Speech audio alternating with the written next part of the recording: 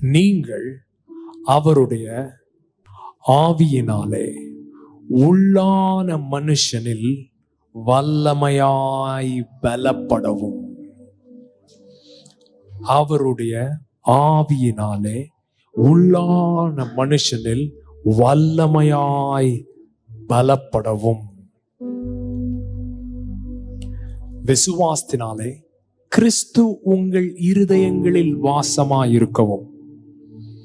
கிறிஸ்து உங்கள் இருதயங்களில் வாசமாயிருக்கிறார்.